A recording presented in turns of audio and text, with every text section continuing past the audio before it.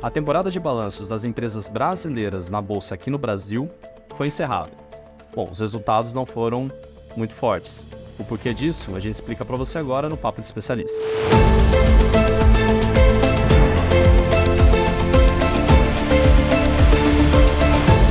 Bom, para falar sobre a temporada aí referente ao segundo trimestre desse ano, né, a temporada de resultados das empresas brasileiras na Bolsa, trouxe aqui 2 especialistas da Safra Corretora, da equipe de Research, mais especificamente, né? Silvio Dória, Vitor Pini. Vitor Pini já esteve aqui com a gente em outras ocasiões. Sejam bem-vindos, pessoal. Tudo bem? Obrigado, Ricardo. Tudo bem, você? Beleza, tranquilo. Começando aqui nosso papo, né? Queria trazer aqui na tela primeiro qual foi o resultado geral, né, dentro da nossa cobertura aí que a gente analisou, de quanto foi a queda no lucro das empresas brasileiras, né? Foi quase 40% no segundo trimestre, né? Frente ao segundo trimestre do ano anterior, tô certo, né? Passei. Beleza, vamos lá. Então, só pra gente situar o espectador no cenário primeiro, né, pessoal? Vamos lá. Quais foram os principais fatores mais macro que levaram a essa queda generalizada, né, dos resultados do lucro, aliás, das empresas? Bom, Thiago, eu acho que não dá para desprezar os efeitos macroeconômicos, tá? Os juros do país ainda continuam altos, tá?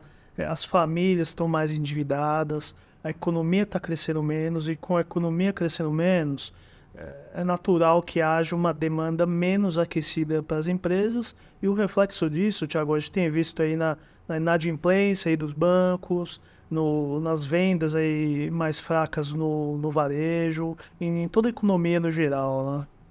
Tá certo. Então não é um fator só, né? É um fator, uma conjuntura, né? Sim. Acho que esse ponto dos juros, um dado importante também é o impacto nos balanços das empresas, né? Então, daqui a pouco eu comento especificamente do setor de varejo, mas as empresas com maior alavancagem têm o efeito das despesas financeiras bastante maiores nesse ano do que no ano passado, e isso obviamente afeta esse dado do lucro, né? Não exclusivamente para varejo, isso para a economia de uma forma geral, né? Beleza. Até é legal trazer para quem está nos acompanhando, né? Vocês cobrem setores diferentes dentro da equipe de Research aqui do banco, né?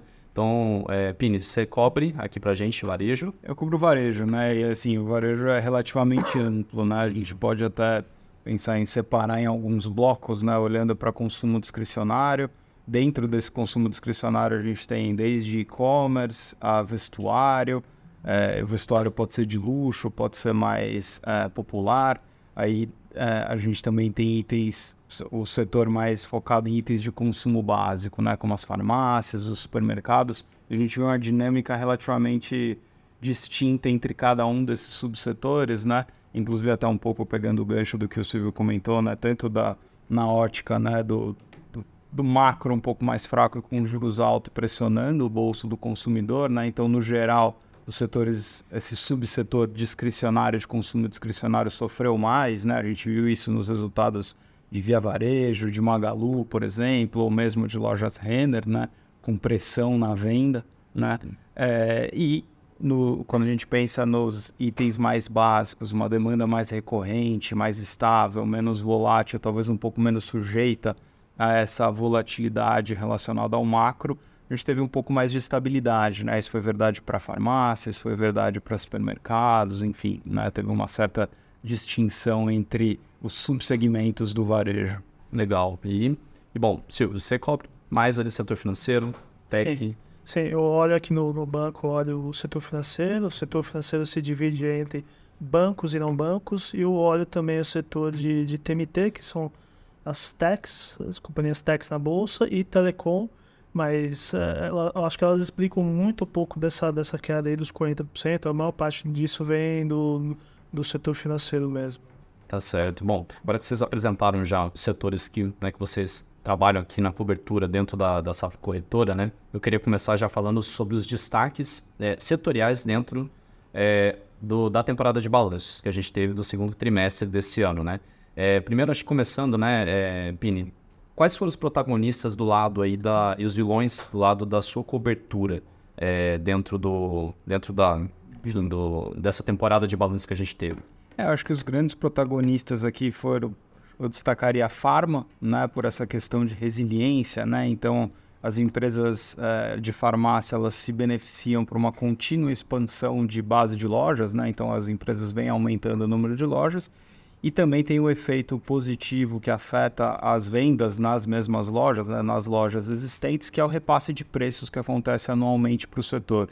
Né? Então, nesse ano, teve mais ou menos 6% de aumento de preço, e ainda você tem a expansão de lojas, então teve um crescimento aí na ordem de 15%, entre 15% e 20% do setor, que é bastante positivo. Né? O outro destaque que eu daria dos protagonistas, acho que tem mais a ver... é do consumo discricionário, né? Mas é o consumo discricionário de luxo, né? As pessoas de classe um pouco mais alta que estão um pouco menos suscetíveis aos efeitos negativos do cenário macro, né? Então a gente viu ótimos resultados, por exemplo, em Vivara, né? Que é a empresa de joias, enfim, que continuou com um crescimento super consistente, né? De perto de 20%. Outro destaque também é Arezzo, né, com diversas marcas também, um público de poder aquisitivo um pouco maior, que também teve um bom desempenho de vendas na ordem de 20% também, né? Do lado dos vilões, né, aí é o consumo discricionário também, mas aí não na ponta de cima da pirâmide, um pouco mais do meio para baixo, né? Então a gente viu desempenhos piores em e-commerce, né, com destaque negativo tanto para Magalu quanto para Via, né, as duas tiveram as vendas pressionadas por esse cenário macro pior, que também um outro gancho que o Silvio falou sobre o endividamento das famílias, né, então está sobrando menos dinheiro no bolso das famílias para comprar eletroeletrônicos, por exemplo, né. Além disso, também vestuário, também, né, no segmento mais classe média, média baixa, por exemplo, lojas Renner ou mesmo Guararapes, e até mesmo o grupo SBF também tiveram um desempenho mais fraco de vendas nesse trimestre, em função desse cenário macro também menos favorável. Uhum, legal, beleza, bom. E do seu lado, né, Silvio, setorialmente falando ali, né, você que trouxe já, como que você divide ali a cobertura? O que teve de protagonista e de vilão dentro da nossa temporada? Vamos lá, Thiago. Em bancos, a gente viu resultados muito díspares, tá? De um lado, resultados positivos, bons aí para Itaú, Banco do Brasil, BTG, e no lado negativo, Bradesco, Santander, tá? Então foram resultados muito díspares entre si. No lado de seguros, acho que foi um destaque positivo, tá? Tanto o BB Seguridade como o Porto Seguro entregaram um bom resultado, tá? Não só no lado operacional de seguros, mas também no resultado financeiro, que ajuda a compor o resultado, tá? Foram dois bons resultados. Lado de adquirência, e aí falando desse Cielo especificamente, foi o destaque negativo na minha cobertura, tá? A Cielo entregou um volume aí negociado muito abaixo do que o mercado esperava, então foi um destaque negativo, tá? B3, que é a única empresa desse segmento dela, foi um resultado aí mais neutro, tá? Com uma receita parando de cair, um custo bastante controlado, tá? E no lado de tech, o que a gente viu? A gente viu, para todas as empresas que a gente olha, tá? Uma receita crescendo bem menos que a gente costumava ver, tá? E aí, por conta da inflação, até meados do ano passado, a inflação vinha ajudando bastante no crescimento de receita dessas companhias por conta dos repasses de inflação. E hoje a gente está vendo uma inflação rodando, uma inflação acumulada na casa de 3%, 4%. No ano passado estava na casa dos 12%. Então a inflação está ajudando menos no crescimento de receita das companhias tech, tá? Então acho que foi um destaque relativamente negativo aí nesse setor, tá? Em telecom, o que a gente viu, Thiago, foram crescimentos tanto para Telefônica como para TIM, tá? Crescimento de receita acima da inflação, o que mostra que essas companhias estão conseguindo fazer repasses de preço nos planos móveis acima de inflação, então portanto é um destaque positivo, tá? Legal, beleza. Bom, agora que a gente já comentou, né, trouxe esse panorama setorial, e além disso também os destaques das empresas, né, eu queria saber, a gente inicia agora o segundo semestre aqui dentro, né, caminhando para o final do ano. O que a gente pode esperar dos setores que vocês cobrem na Bolsa, né? A perspectiva. A gente deve ver novamente aí para os próximos 2 trimestres que faltam, né? Para acabar o ano. Lucros caindo da ordem aí de quase 40%, a gente deve ter uma visão mais verde, mais azul ali para frente dos resultados. E aí, Pini? Acho que a gente tem uma perspectiva um pouco melhor, né? Acho que iniciou-se um ciclo de ajuste na taxa de juros, né? Isso deveria afetar tanto o bolso do consumidor como também o bolso das empresas, entre aspas, né? O balanço das empresas. Isso deveria arrefecer um pouco essa pressão que a gente viu nos dois lados, né? Então, acho que a expectativa, na medida que a taxa de juros, né, realmente tenha um peso menor, né, nesses dois bolsos, tanto do consumidor quanto da empresa, pelo menos na ótica do varejo, acho que a gente deveria ver uma aceleração de consumo, né? A gente viu isso em ciclos anteriores, né, depois de um pico de juros, quando os juros voltam, isso tende a trazer um efeito positivo para o varejo de uma forma geral. Então é isso que a gente espera que aconteça. Não necessariamente, acho que o ajuste foi agora em agosto, né, numa reunião recente do Copom, não é exatamente em setembro, mas acho que a perspectiva ela deve ser melhor, né, no relativo. Acho que a gente terminou um semestre agora ruim, né, com uma pressão muito forte. Acho que a perspectiva é da gente provavelmente ter chegado num piso, né, de pressão de resultados, de consumo, etc. E aí, olhando para frente, a gente deveria ter, ao longo desse segundo semestre, uma recuperação e provavelmente para um 2024 maior, né? E aí tem esses dois efeitos, né? Eu acho que você tem um efeito em consumo, provavelmente um consumo maior puxando a venda das empresas, né? E esse efeito no balanço das companhias reduzindo as despesas financeiras, então isso ajuda a ter um lucro menos machucado do que a gente viu nesse primeiro semestre. E também, né, essa menor pressão no bolso do consumidor, acho que afeta não só a questão do consumo propriamente dito, mas afeta também a questão de inadimplência, né? Tem algumas, não é só o setor do Silvio que tem esse efeito, né?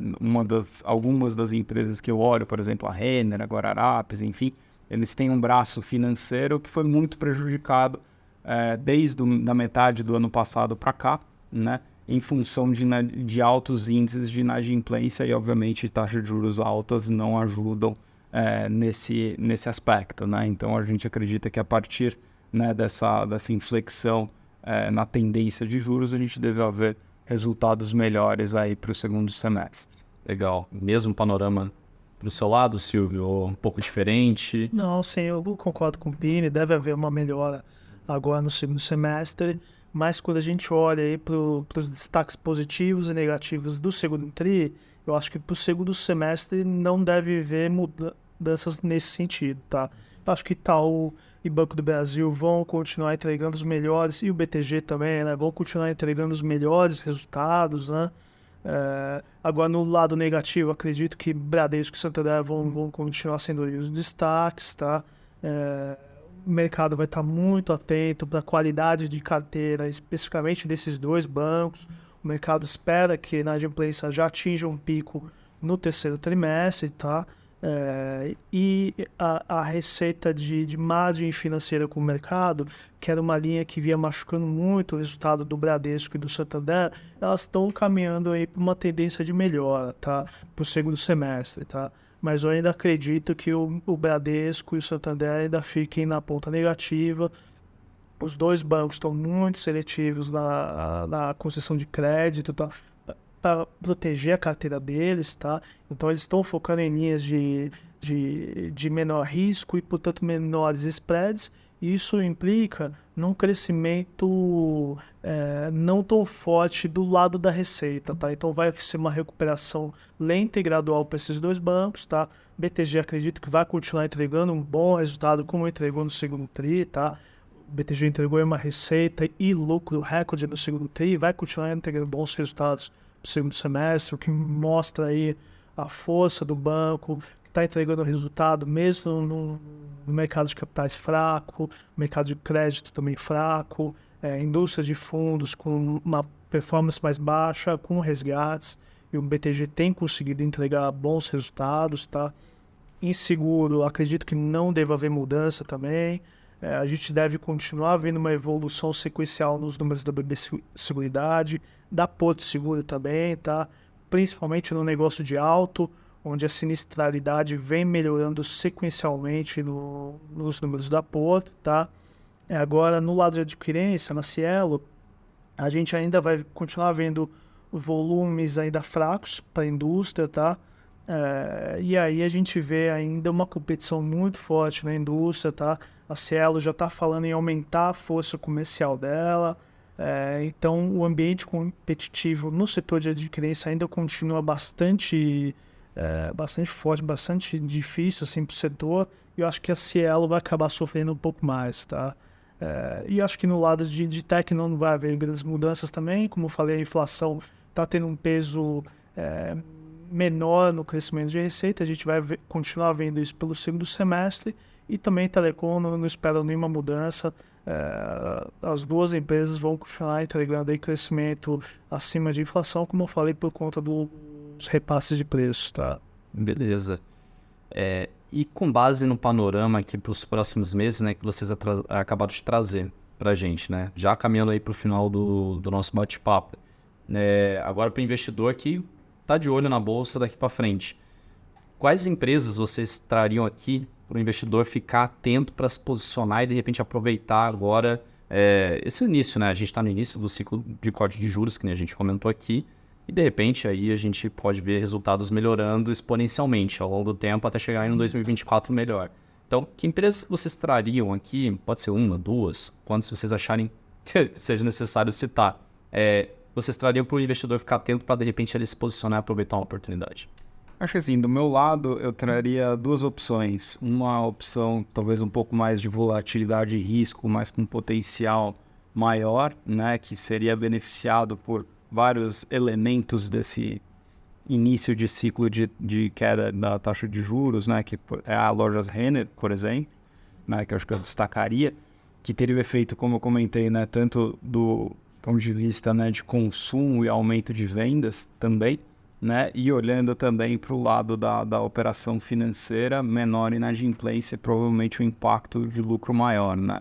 Obviamente isso está super ligado a esse balanço entre juros e atividade econômica, né? Então acho que tem que ficar super atento a isso, né? E acho que tem isso dando certo, né? Entre esse balanço, esse saldo sendo positivo, né? Para a atividade, acho que Renner poderia ser um grande destaque, mas lembrando, tem talvez um pouco mais de risco e volatilidade associada, né? Do outro lado, talvez um pouco menos de risco e obviamente, né? Um pouco menos de potencial de valorização, mas que eu acho que tem um efeito importante aí, principalmente naquela questão que eu comentei anteriormente sobre o balanço das empresas, né, o efeito da taxa de juros no endividamento e na alavancagem das companhias, é o açaí. Né? O açaí ele está não no lado discricionário como o Renner, no consumo discricionário, mas no consumo de itens básicos, né, supermercado, alimentação, enfim.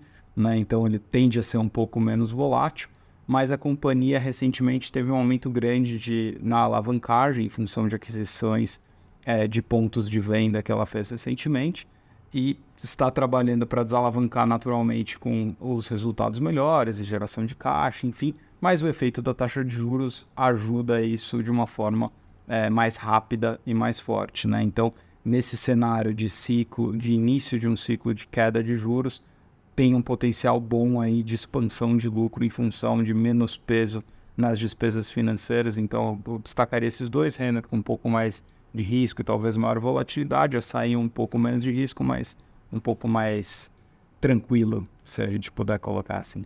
Beleza, bom, anotado aí para você que está nos acompanhando, né? Lojas Renner e Açaí, beleza. Silvio, do seu lado? Do meu lado, Thiago, eu destacaria aqui o Itaú, tá? Eu acho que o Itaú ainda é a melhor relação risco-retorno no setor, tá? De longe, o Itaú entrega os melhores resultados no setor, e a discussão no case de Itaú não é nem como que vai estar o resultado do banco no próximo trimestre, é uma discussão muito mais para onde vai o payout do banco, para como caminha a digitalização no banco, tá? Então, eu acho que é uma aposta muito mais segura no setor de bancos, o Itaú, tá? Inclusive está negociando com desconto em relação a Bradesco e Santander, o que eu não acho justificável, tá? Então, Itaú é uma aposta para o segundo semestre. Outra aposta nossa, não só para o segundo semestre, mas para o longo prazo também, é o Banco do Brasil, tá? Eu acho que o Banco do Brasil está bastante descontado, tá?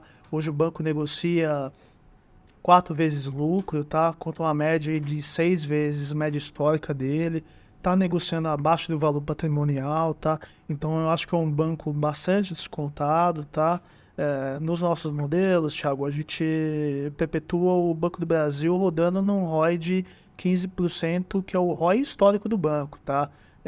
E hoje o banco roda num ROI de 20%, tá? Se a gente perpetua no nosso modelo, Thiago, um ROI aí, não vou nem dizer dos 20%, né? Vou colocar uns 18%. O Banco do Brasil poderia estar negociando facilmente aí acima dos R$60, tá? Então acho que é um banco bastante descontado e com um enorme potencial, tá? Legal. Então, Itaú, Banco do Brasil. É. Aí seriam os dois destaques aí que você traz. Sim. Beleza, perfeito. Bom, pessoal, acho que o nosso tempo correu aqui, nem vi passar. Então, agradeço muito a participação de vocês aqui, viu? Pini, já aí uma segunda participação, né, Pini? Então, sirva a primeira. Por favor, voltem sempre que vocês tiverem informação aqui e quiserem. Papo especialista de vocês. Obrigado pela participação, viu? Obrigado, Estou Thiago. à disposição.